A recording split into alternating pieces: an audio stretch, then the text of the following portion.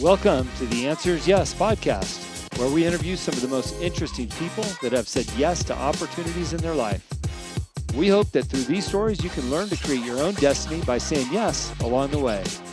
Join us as we explore the new series covering topics such as passion, integrity, and hard work. I'm your host, Jim Riley, and I hope you enjoy these interviews as much as I do. I believe that everyone has an important message worth hearing. Challenge yourself to change lives with the Big Belt Buckle Challenge. They make a no-strings-attached charitable donation when participants complete one or all of the 6 athletic challenges. In doing so, they aim to build a worldwide community that transcends sport and encourages people to make a positive lifestyle change while helping those in need.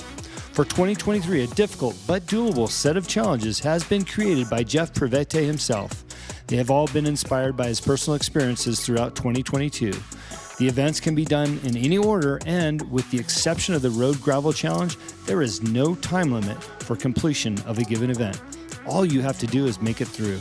Completing all 6 will require an incredible amount of dedication, courage, and a willingness to embrace the journey, regardless of the outcome. Won't you join Jeff at thebigbeltbucklechallenge.org? This is the Big Belt Buckle Challenge. Hello and welcome to the Answers Yes podcast. Thanks for tuning in.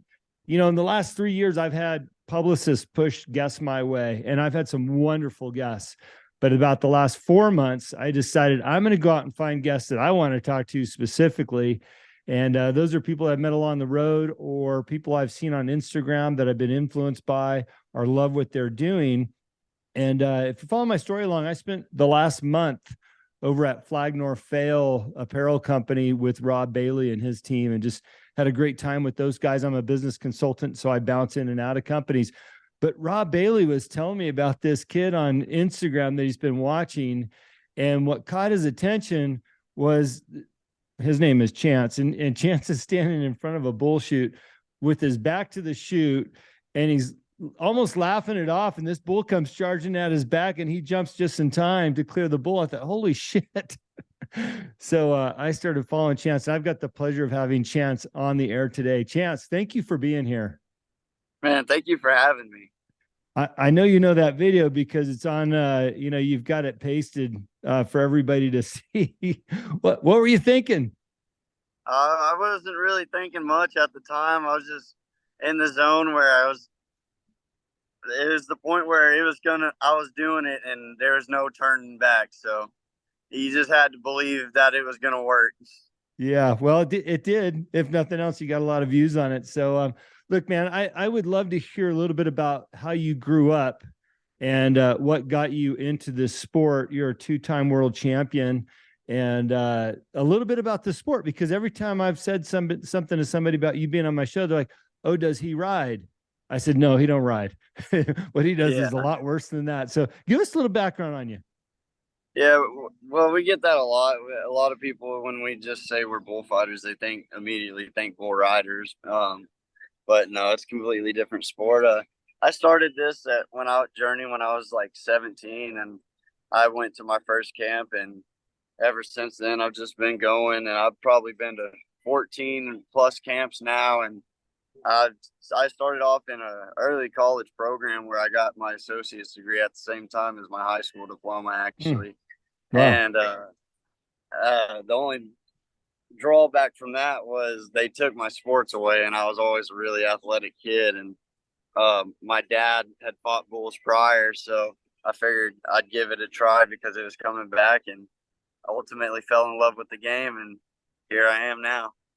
So your dad was a bullfighter of recognition, or was it a full-time deal for him? What was his journey like? It was kind of like how it is nowadays, just a little lower level, I'd say. He didn't quite make it to the level I'm at now, but he also worked a day job during the week sometimes. Mm-hmm.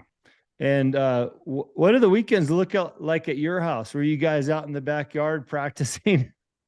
Yeah, you can't really practice with the cattle unless you got just a limited amount of cows because with these animals, they every time you use them, they get smarter just like we do to the moves we're making. So if we use them too many times, they get smart and know exactly what we're doing, and what we're doing doesn't even work.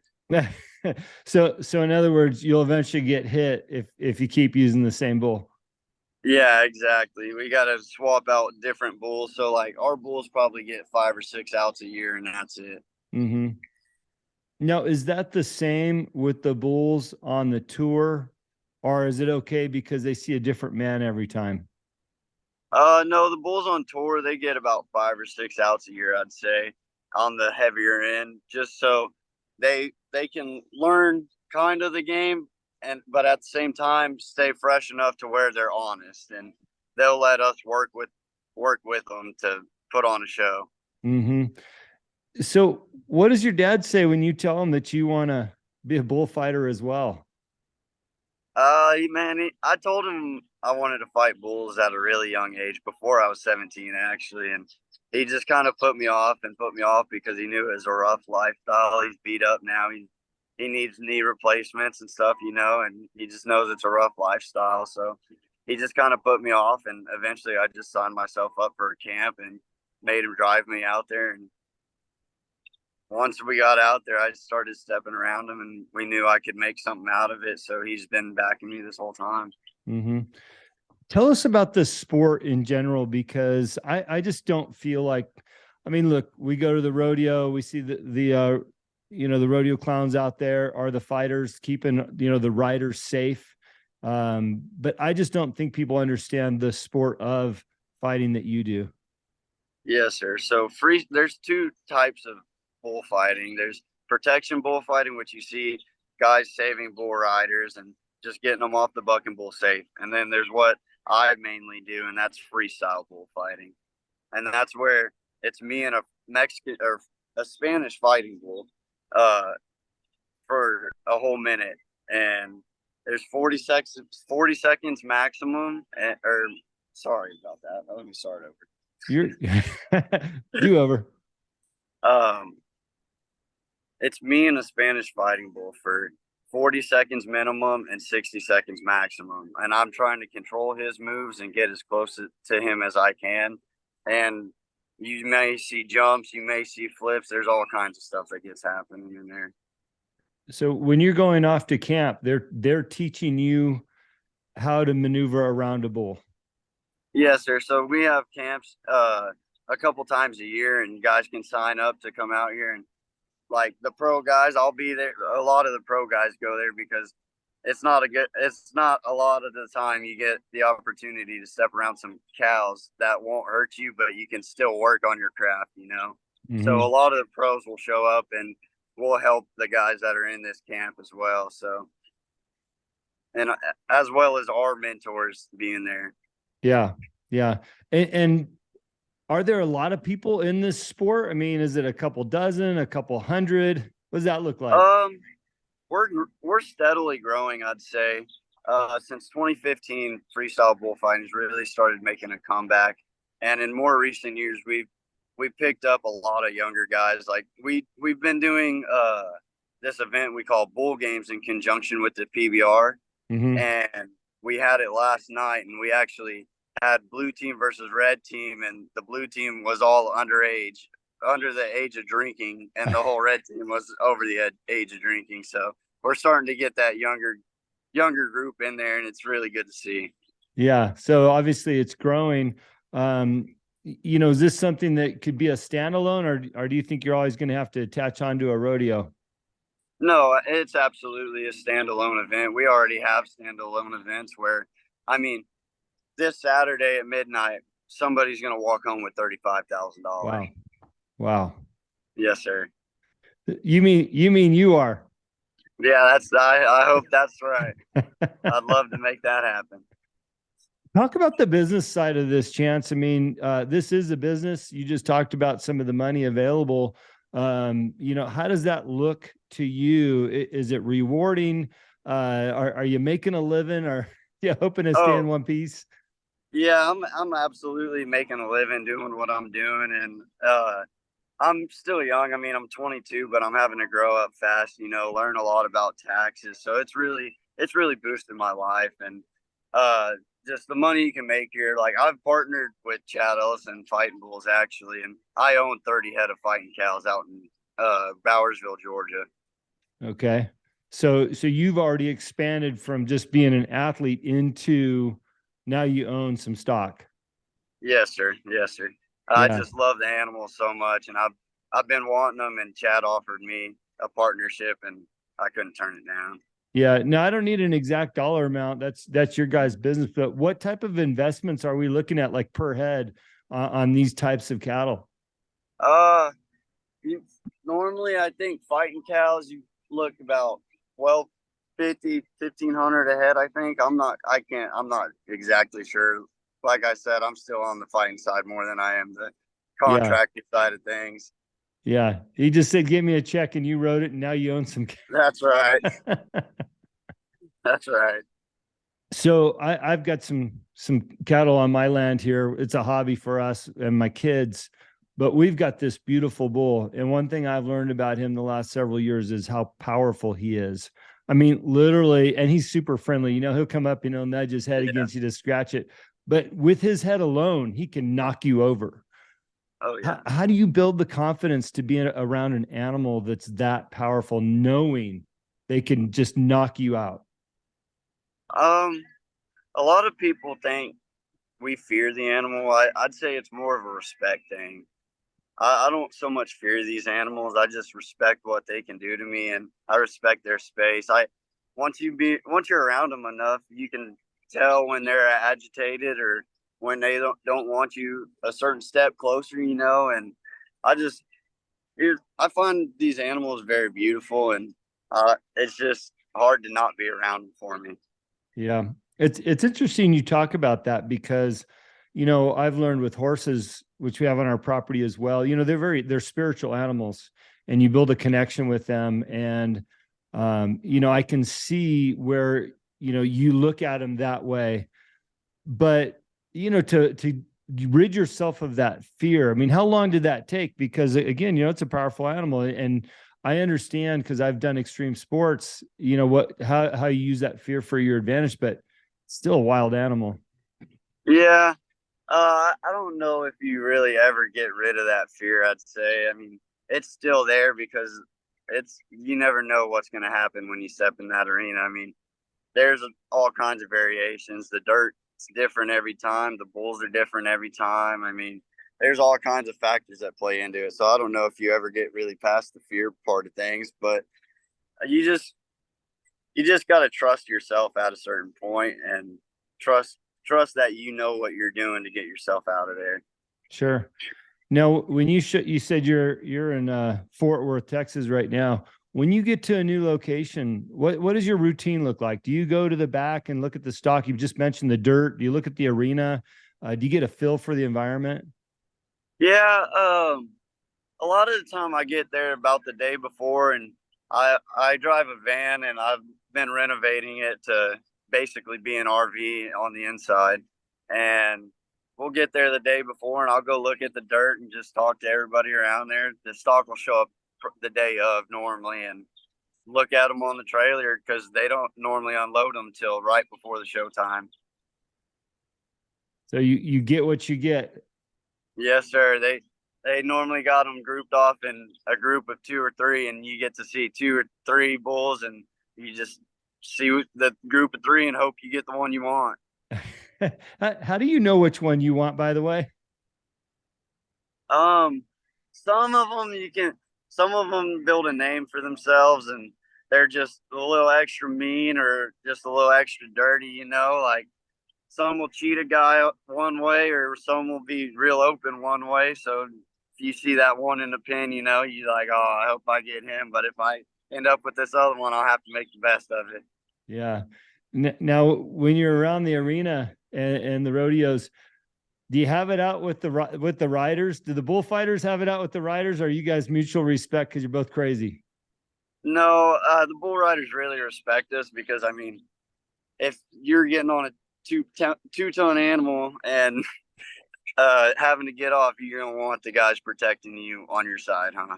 Yeah. Yeah. Well, you know, as somebody that attends the rodeo regularly, by the way, because I love it, you know, you can tell that you're working together. I mean, it seems like a family. Is that what it feels like out on the road? Oh, absolutely. I mean, like I said, we travel in a van and we'll get 4 guys in there going across the country. And I mean, last time I went to Georgia, I had one guy from Arizona. I'm from South Texas. We picked up a guy in Mississippi and a guy from Brazil rode with us. I mean, very diverse, and we all just loved it and had a great time out on the road. Yeah.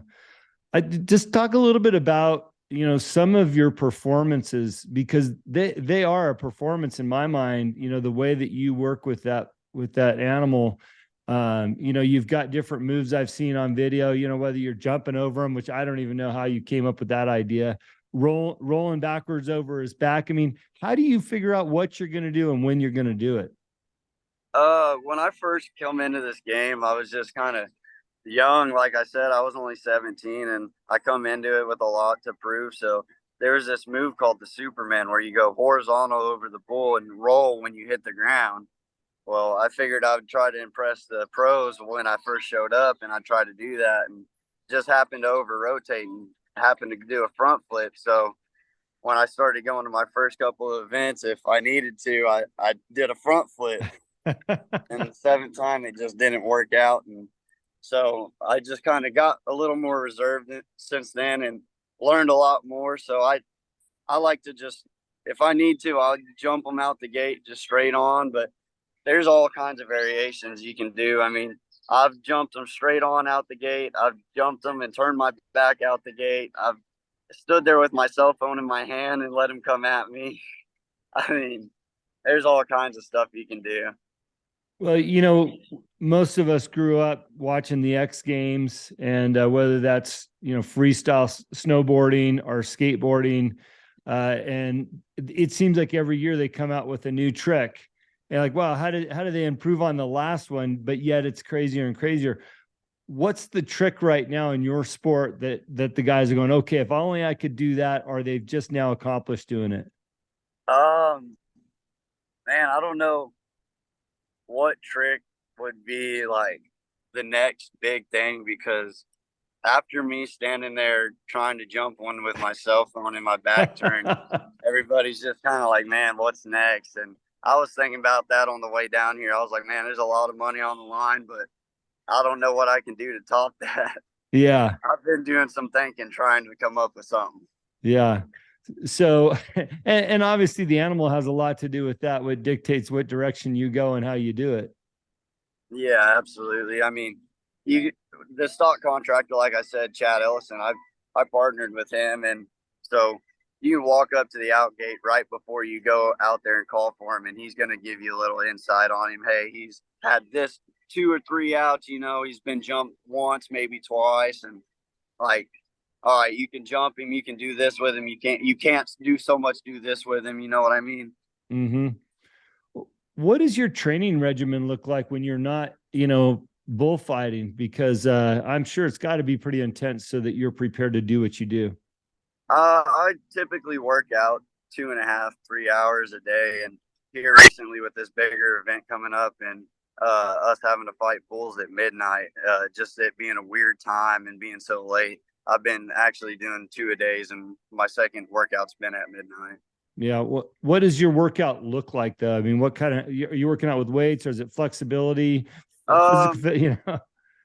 Yeah, I do a lot of weights and I do a lot of stretching and flexibility, and I just I don't know. I try to train about like a football player, I'd say. I don't know how they really train because, like I said, I went to that early college program in high school and I didn't really get to see that side of things. So I don't really know how they train. But what I'd imagine is I'd imagine they'd lift weights and do agility training. So you gotta lift weights, do agility training, and like do enough training to where you can last 40 seconds running for your life. Like people don't realize how long 40 seconds is until there's a bull behind you.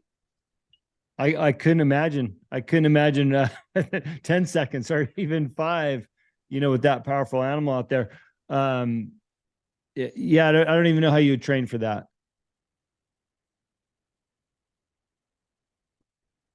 Yeah, froze up on me there for a second.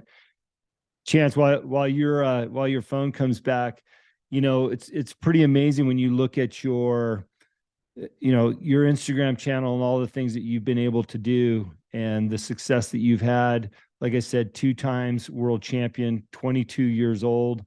The stories speak for themselves and all the things that you've accomplished there. And all you got to do is look at your Instagram channel for a whole bunch of good stuff. So I'm going to put this on a pause real quick, see if we can't get Chance back on the line. So we had a cutout there, Chance, but as we wrap this thing up, and thank you for sharing your story, your workouts, the things that you've been doing. Is there any sponsors or anybody that you want to thank, or you want to tell us where you're heading to next? You're obviously in Texas right now. Yeah, we're at the PBR finals out here right now, and I just like to give a shout out to WSM Auctioneers and Chad Ellison Fight Bulls. That's really the only sponsors I got right now, but that they've been doing everything they need to and more. And I just want to thank them for keeping me on the road and being able to do what I love to do. I love hearing that. I wish you were coming up to Kalispell. We got the PBR rodeo up here in June. Chad Berger's bringing his bucking bulls out, but that's about the biggest thing that happens here all year. And of course, we'll be there with our family. Yes, sir. We want to wish you luck out on the road, and thank you for the time, for being on the show today. And hopefully we've inspired a few individuals. There's nothing like, and I'm just going to be blunt about there's nothing like a cowboy and the people that run the rodeo. I mean, when I think about America and, just being strong and understanding good old fashioned American values, I look at the rodeo and people like yourself. So thank you for what you're doing. Yes, sir. Thank you for having me, and thank you so much for that. I appreciate it so much. Yeah, well, I'll be looking for you.